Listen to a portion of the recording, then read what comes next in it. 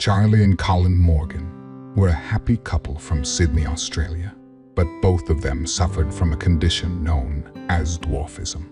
They wanted to start a family and have children, but doctors warned them against, as their condition may cause complications. They didn't take medical advice and conceive the child. But what happened next shocked not only the doctors, but the rest of the world.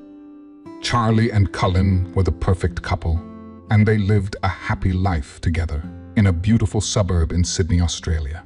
They shared a lot of the same interests and had a lot in common. And when they first met during their time at college, they hit it off almost immediately. Once they started chatting, they found out that they got along naturally. And it wasn't long before the two became an item. But the fact remained that both Charlie and Colin were suffering from dwarfism. Charlie suffered from dwarfism called underplays.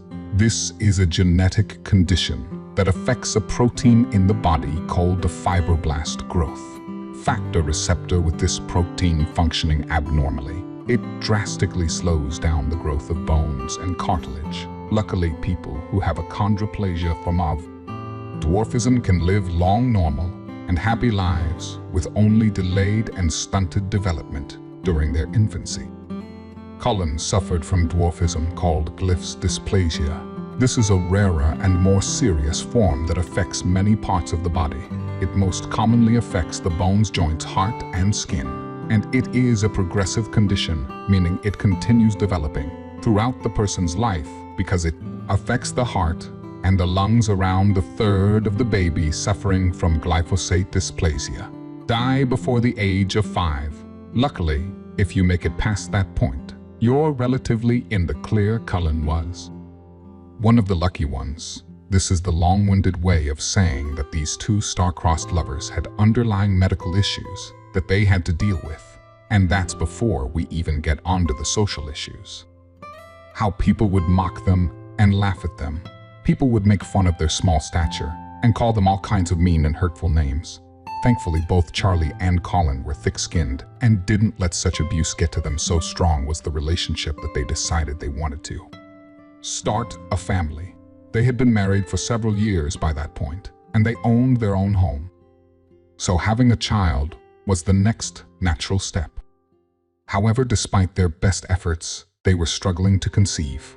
The miracle of life is still largely a mystery, and even though there was nothing wrong with Charlie's eggs or Colin's sperm, the goal of falling pregnant still eluded them. The pair decided they should check in with their doctor.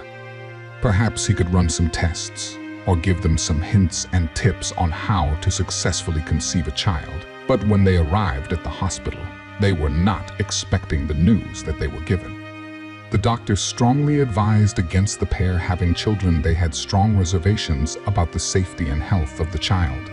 If two people with dwarfism conceive the child, there is a strong chance that the baby will inherit the condition from one or both of the parents. If they got a double dose of the dwarfism gene, then the likelihood of Gilbert was massively increased. It was a serious risk that Charlie and Colin needed to think about.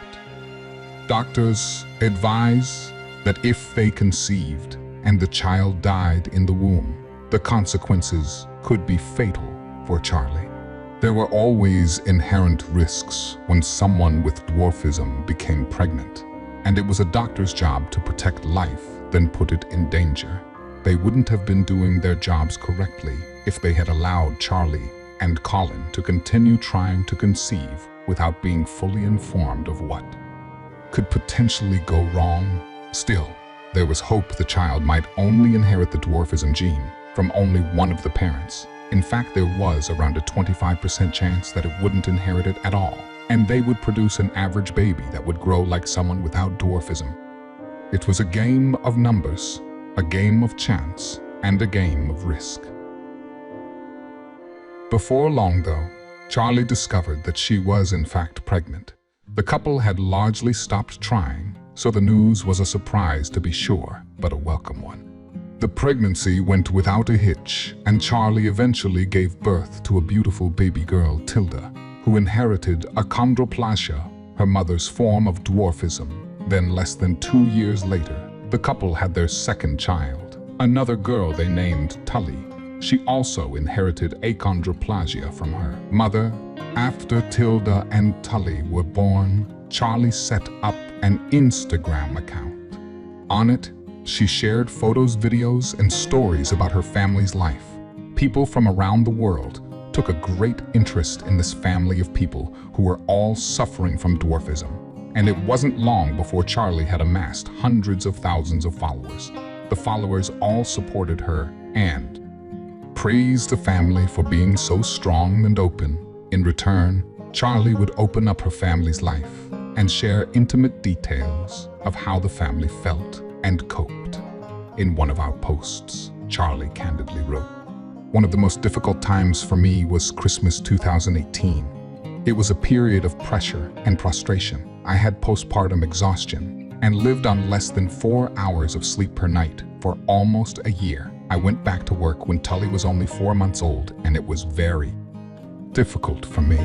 All this time, Cullen and I didn't exist as a couple or even as humans. We were just the parents.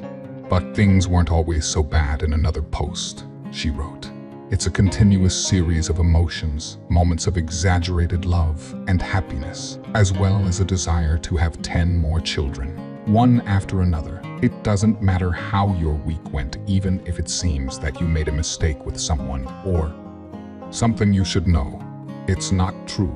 You didn't make a mistake. You're doing your best. No one will ever be a better mother for your children than you are.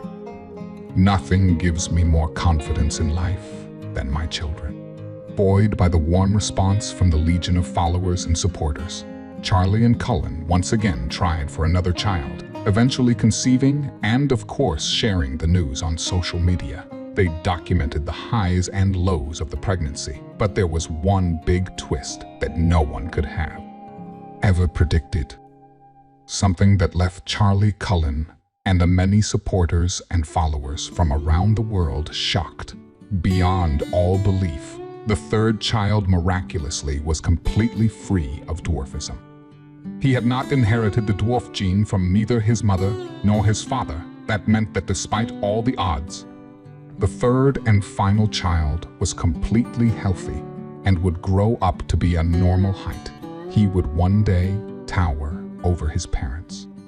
Everyone was shocked by the news. With many believing it to be a miracle, the odds were very much stacked against Charlie and Cullen. But despite that they had given birth to not one but 3 amazing children, doctors ran all kinds of tests and checks. But they had soon confirmed it. The third child had no trace of the dwarf gene in his body. The chances of the child avoiding the gene were incredible, and medical staff were shaken by this development. They had initially criticized Charlie and Cullen for proceeding to have children, but they had quickly been proven wrong. "I've coped with the criticism for choosing to have babies with these odds of them having dwarfism.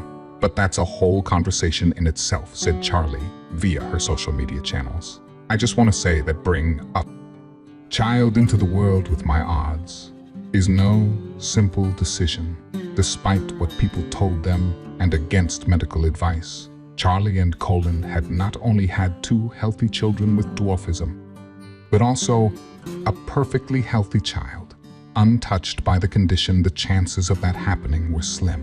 But they managed to pull it off. It just goes to show that even though the odds may be heavily stacked against you, the chances of complete failure are very rarely 0. So now it's over to you. What did you think of this amazing story? How would you have felt if you were in Charlie and Cullen's shoes?